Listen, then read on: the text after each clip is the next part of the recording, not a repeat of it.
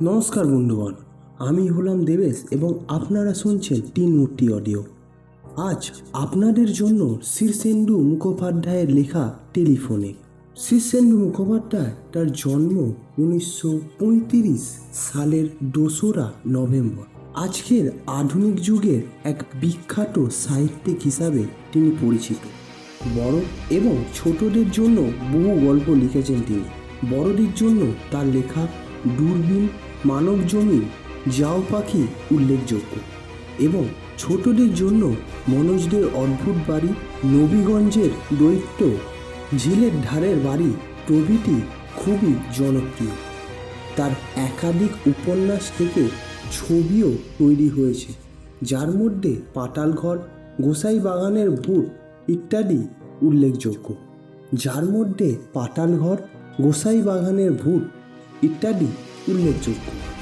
আজকের গল্পটি আমি নিয়েছি পত্রভারতী থেকে প্রকাশিত শীর্ষেন্দু মুখোপাধ্যায়ের ভৌতিক সমগ্র এই বইটি থেকে। প্রধান চরিত্রে প্রদীপ, টেলিফোনের কণ্ঠস্বর, গল্প পাঠে এবং গল্পের সূত্রধার ও অন্যান্য চরিত্রে আমি মানে দেবেশ।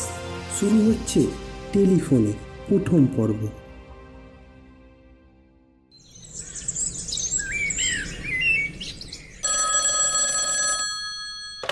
6491 6491 6491 6491। টেলিফোন তুলেই একটা গভীর গলা শোনা যাচ্ছে। সকাল থেকে ডায়াল টোন নেই। ফোনের হরেক গন্ডগোল থাকে বটে, কিন্তু এ অভিজ্ঞতা নতুন। গলাটা খুবই যান্ত্রিক এবং গভীর, খুব উদাসীনও। প্রদীপের কয়েকটা জরুরি টেলিফোন করার ছিল, করতে পারল না। সে যাই হোক, কিন্তু কথাটা হলো একটি অদ্ভুত কণ্ঠস্বর কেবল বারবার 4টে সংখ্যার উচ্চারণ করে যাচ্ছে কেন? এর কারণ কি?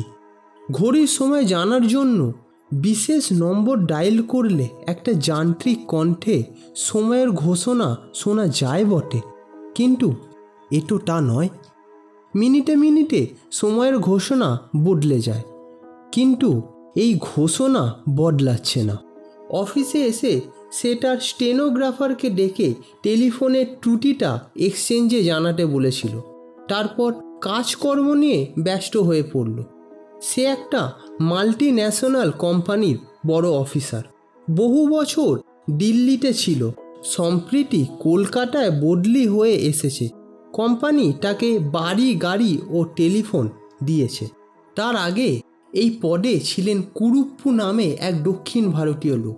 তিনি রিটায়ার করে দেশে ফিরে গিয়ে ফুলের চাষে মন দিয়েছেন বলে শুনেছে প্রদীপ।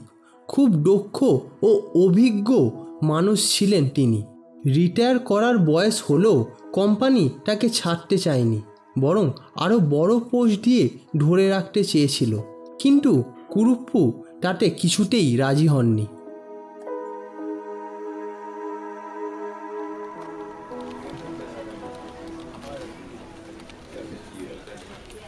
দুপুরের লাঞ্চের আগে সে একটা পার্টিকে একটা বকেয়া বিলের জন্য তাগাদা করতে টেলিফোন তুলে ডায়ালের প্রথম নম্বরটাতেই টিপে আচমকা সেই উদাসীন, গম্ভীর, যান্ত্রিক কণ্ঠস্বর শুনতে পেল। 6491। তারপরেই অবশ্য কণ্ঠস্বর থেমে গেল। প্রদীপ খুবই অবাক হয়েছিল। সামলে নিয়ে বাকি নম্বর ডায়াল করতে রিং বাজল এবং ওপাশে একজন ফোনও ধরল। হ্যালো। প্রয়োজনীয় কথা সেরে নিয়ে প্রদীপ খুব চিন্তিতভাবে অফিসের ইলেকট্রিক টেলিফোনটার দিকে চেয়ে রইল। এই ফোনেও কণ্ঠস্বরটা এলো কি করে? এসব হচ্ছেটা কি? কলকাতার বাড়িতে প্রদীপের আত্মীয় স্বজন বলতে কেউই নেই। তার বাবা, মা, বোন, ভাই সবাই দিল্লিতে থাকে। সে বিয়ে করেনি, একাই থাকে। একজন রান্নার ঠিকে লোক রেঁধে দিয়ে যায়, আর ঘর দর সাফ করা, বাসন মাজা ও কাপড় কাচার জন্য ঠিকে এক কাজের মেয়েও আছে। তারা কেউ বাড়িতে থাকে না। আলিপুরের নির্জন অভিজাত পাড়ায় তিনতলায় মস্ত ফ্ল্যাটে প্রদীপ সম্পূর্ণ একা। তবু প্রদীপ হঠাৎ ফ্ল্যাটের নম্বর ডায়াল করল এবং শুনতে পেল ওপাশে রিং হচ্ছে।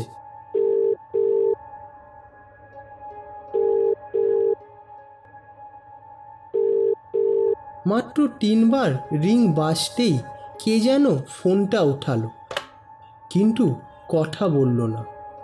প্রদীপ বলল, হ্যালো হ্যালো হ্যালো। কিন্তু কেউ জবাব দিল না। কিছুক্ষণ পর ফোনটা কেউ আস্তে করে নামিয়ে রাখল। দুপুর বেলাতেও প্রদীপের শরীর হিম হয়ে গেল। এসব হচ্ছেটা কি? যদি রং নাম্বারই হয়ে থাকে তাহলেও তো উপাস থেকে কেউ না কেউ সাড়া দেবে। বিকালে পার্টি ছিল। ফ্ল্যাটে ফিরতে একটু রাতই হয়ে গেল তার ফেরার সময় মাথায় দুশ্চিন্তাটা দেখা দিল। সে অলৌকিকে বিশ্বাসী নয়, কিন্তু কোনো ব্যাখ্যাও তো পাওয়া যাচ্ছে না। দরজা খুলে ফ্ল্যাটে ঢোকার পর একটু গা ছমছম করছিল। তবে আলো জেলে ঝলমলে আধুনিক ফ্ল্যাটটার দিকে চেয়ে তার ভয় ভয় ভাবটা কেটে গেল। তবে ফোনের ধারে কাছে সে আর গেল না।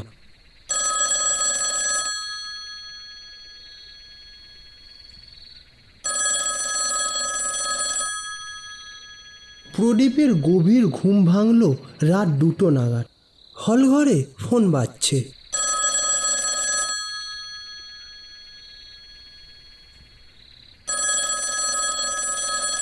ঘুম ছোকে সে তড়াক করে লাফিয়ে উঠল। দিল্লিতে মা বাবার শরীর খারাপ হলো না তো?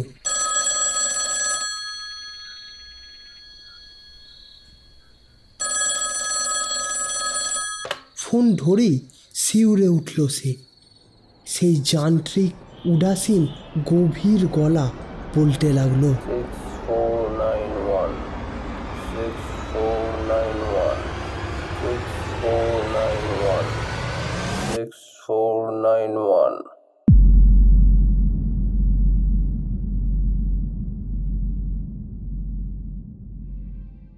ফোনটা রেখে দিল সে।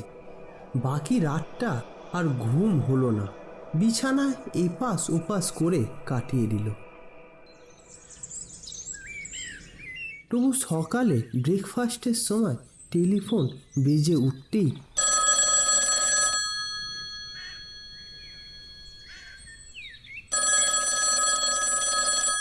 প্রদীপ যখন কম্পিত বক্ষে গিয়ে টেলিফোন ধরল, তখন একটা অমায়িক কণ্ঠস্বর বলল, হ্যালো স্যার, আপনি টেলিফোন খারাপ বলে কমপ্লেন করেছিলেন কাল, কিন্তু আমরা টেস্ট করে দেখেছি আপনার লাইনে তো কোনো গন্ডগোল নেই, লাইন তো চালুই আছে।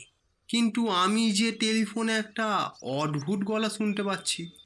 হয়তো ক্রস কানেকশন হয়ে গিয়েছিল। আমাদের যন্ত্রপাতি তো আসলে বহু দিনের পুরনো, তাই মাঝে মাঝে ওরকম হয়েই যেতে পারে। আপনি ডায়াল করে দেখুন, এখন আপনার লাইন ঠিক আছে। বাস্তবিকই লোকটা কানেকশন কেটে দেওয়ার পর ডায়াল টোন চলে এলো এবং অফিসের নম্বর ডায়াল করতেই লাইনও পেয়ে গেল প্রদীপ। ফোন স্বাভাবিক হলো বটে, কিন্তু প্রদীপের মাথা থেকে 6419 গেল না। কাজকর্মের ব্যস্ততার ফাঁকে ফাঁকে নম্বরটা মনে পড়তে লাগলো প্রদীপের। এক আধবার প্যাডে নম্বরটা লিখেও ফেলল সে। বিকালের দিকে কয়েকটা চিঠি সই করতে গিয়ে হঠাৎ চিঠির ওপরে টাইপ করা তারিখটা দেখে সে একটু সচকিত হলো। 2491 অর্থাৎ 91 সালের 2রা এপ্রিল। 6491 মানে কি এপ্রিলের 6 তারিখ? কথাটা টিক টিক করে লাগলো মাথার মধ্যে। অফিস থেকে বেরিয়ে সে গেল একটা ক্লাবে টেনিস খেলতে, তারপর একটা হোটেলে রাতে খাবার খেয়ে ফ্ল্যাটে ফিরে এলো। টেনিস খেলার ফলে ক্লান্ত শরীরে খুব ঘুম পাচ্ছিল তার। শোয়ার আগে সে সভয়ে টেলিফোনটার দিকে চেয়ে রইল। দিল্লিতে ফোন করে মা বাবার একটা খবর নেওয়া দরকার। ফোন করাটা কি উচিত হবে? যদিও আবার না, ফোন তুলে ডায়াল টোনেই পাওয়া গেল।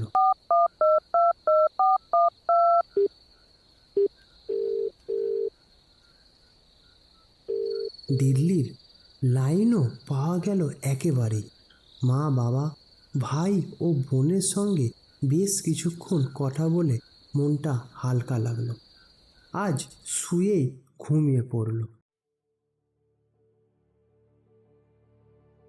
3-4 দিন আর কোনো অস্বাভাবিক ঘটনা ঘটল না। টেলিফোন স্বাভাবিক। দুশ্চিন্তা বা উদ্বিগ্নটাও আস্তে আস্তে সরে যেতে লাগলো মন থেকে। কিন্তু রবিবার সকালে গল্ফ খেলতে যাওয়ার জন্য তৈরি হচ্ছিল প্রদীপ। হঠাৎ টেলিফোন বেজে উঠল।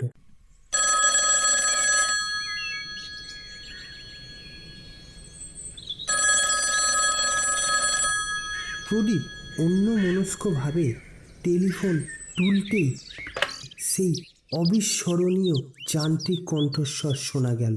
This is the day. This is the day. This is the day. সকালের আলোর মধ্যেও ভয়ে হঠাৎ হিম হয়ে গেল প্রদীপ। চিৎকার করে বলল, হ্যালো হ্যালো, কে? What is the meaning of it? What is the meaning of it? Come on, answer me. Hello hello, come on, answer me. অবিচলিত কণ্ঠস্বর একইভাবে বলে যেতে লাগলো, This is the day. This is the day. This is the day. Hello hello, answer me, answer me, hello. Pradip চিৎকার করে ধমকালো। দু একবার নিষিদ্ধ গালাগালিও দিল, কাকুতি মিনতি করল, কিন্তু কণ্ঠস্বরের অধিকারী এক বাক্যেই উচ্চারণ করে গেল, This is the day. This is the day. This is the day. এপ্রিলের কলকাতা তেমনি গরম। ফোনে চেঁচামেচির পর আরও ঘেমে উঠল সে। ফোনটা রেখে কিছুক্ষণ ঝিম মেরে বসে রইল। এর মানে কি? হঠাৎ খেয়াল হলো আজ এপ্রিলের 6 তারিখ। 6491। আজকের দিনটা সম্পর্কে কেউ কি তাকে কিছু বলতে চাইছে নাকি? কি বিশেষত এই দিনটা? আজ তো চমৎকার একটা দিন। আজ সারাদিন তার দারুণ প্রোগ্রাম। তাদের অফিসের সবচেয়ে বড় ক্লায়েন্ট মান্টু সিং সারখেরিয়ার আমন্ত্রণে তারা আজ যাচ্ছে কলকাতার বাইরে দিল্লি হাইওয়ের কাছে সারখেরিয়ার বিশাল বাগান বাড়ি। সকালে সেখানে গল্ফ আর টেনিসের আয়োজন, দুপুরে বিশাল লাঞ্চ, সন্ধেবেলায় হাইটি, তারপরেও গান বাজনা হবে। একেবারেই ডিনার সেরে ফেরার কথা। এমন চমৎকার মজায় ভরা দিনটা নিয়ে চিন্তা করার কি আছে?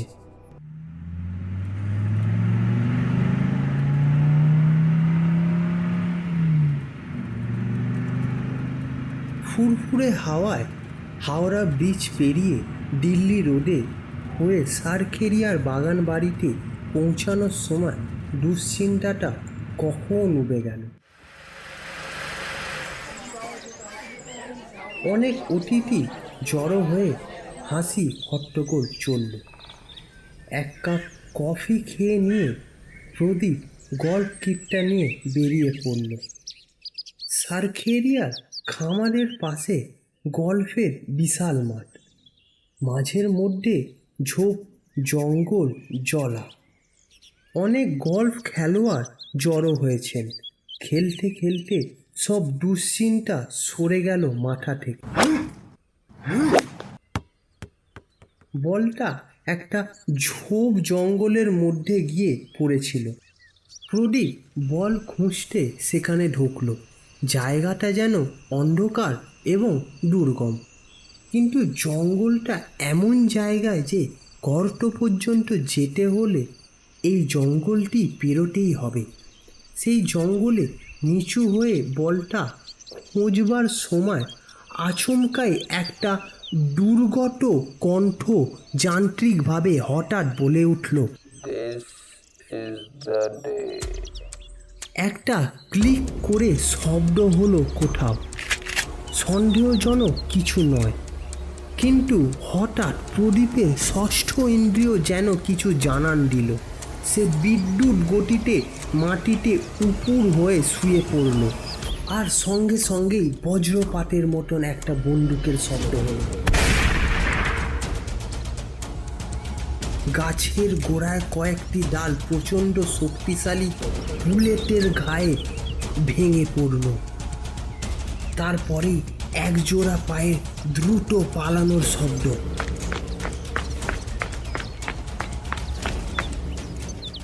প্রদীপ যখন উঠে বসল তখন খানিকটা হতবাক হয়ে চারিদিকে দেখল। সে কেউ তাকে মারার চেষ্টা করেছিল, কিন্তু খুবই সামান্যর জন্য সে বেঁচে গেছে। উঠে গায়ের ধুলো টুলো ঝেড়ে চারিদিকটা দেখল সে।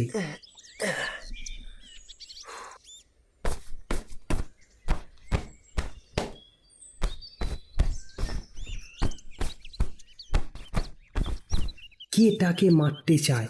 কেনই বা? বন্দুকের শব্দ শুনে কেউ ছুটে আসেনি, তার কারণ আশেপাশে অনেকেই শিকারে বেরিয়েছে। বন্দুকের শব্দ হচ্ছেও আশেপাশে। সারা দিনটা খুব অন্যমনস্কতার মধ্যেই কেটে গেল প্রদীপের। ঘটনাটার কথা কারোর কাছে প্রকাশ করল না। রাতে বাড়ি ফিরে সে টেলিফোনের দিকে চেয়ে রইল কিছুক্ষণ। টেলিফোনে এই দিনটারই পূর্বাভাস দিচ্ছিল তাকে, কিন্তু কেন? কে দিচ্ছিল? রাত 10:30 নাগাদ টেলিফোন বেজে উঠল।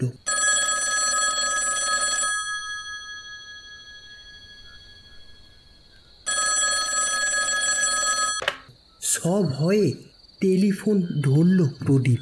উপাস থেকে একটা ভরাট গলা তার নাম্বারটা উচ্চারণ করে ইংরাজিতে জিজ্ঞাসা করল, এই নাম্বারটাই তো? হ্যাঁ, আপনি কে? আমি কুরুপ্পু। আপনি কে? হ্যাঁ, আমি প্রদীপ রায়। ও হ্যাঁ, আমি আপনার নাম জানি। দিল্লিতে ছিলেন না? শুনুন, জরুরি একটা কথা। সারখেরিয়ার 1,40,00,000 টাকার একটা বিল আছে। আপনি কি সেটা পাস করে দিয়েছেন? না, বিলটা একটু ইরেগুলার, কিন্তু ক্ল্যারিফাই করার জন্য ডিপার্টমেন্টকে আমি বলেছি। খুব ভালো। ওই বিলটা একদম জালি, কিন্তু বিলটা আটকালে আপনার বিপদ হতে পারে। সারখেরিয়া খুব বিপজ্জনক লোক। বোধহয় আপনি ঠিকই বলছেন। আজ কেউ আমাকে খুন করার চেষ্টা করেছিল। হ্যাঁ, এরকম ঘটনা আরও ঘটতে পারে, কিন্তু ভয় পাবেন না। টেলিফোনের দিকে মনোযোগী থাকবেন। এবার প্রদীপ চমকে উঠে বলল, হ্যাঁ, টেলিফোনেও একটা অদ্ভুত কাণ্ড হয়েছে। কুরুপ্পু স্নিগ্ধ গলায় বললেন, জানে মিস্টার রায়, ভূত মাত্রই কিন্তু খারাপ নয়। অন্তত ওই ফ্ল্যাটটায় যে থাকে সে খুবই বন্ধুভূত। তাকে অবহেলা বা উপেক্ষা করবেন না, ভয়ও পাবেন না। তাহলেই নিরাপদে থাকতে পারবেন। বিপদের আগে সে সাবধান করে দেবে। আমাকেও এক সময় দিত। তার পরামর্শেই আজ আমি রিটায়ার হয়ে ফুলের চাষে মন দিয়েছি। আচ্ছা, গুড নাইট। প্রদীপ হাতে স্তব্ধ ফোনটার দিকে হাঁ করে চেয়ে রইল। শেষ হলো টেলিফোনে দ্বিতীয় এবং শেষ পর্ব। ভিডিওটি ভালো লাগলে লাইক, শেয়ার এবং সাবস্ক্রাইব করতে ভুলবেন না। কমেন্ট করে জানাবেন কেমন লাগলো এই গল্পটি। দেখা হচ্ছে পরের একটি নতুন গল্পে। ভালো থাকবেন, সুস্থ থাকবেন।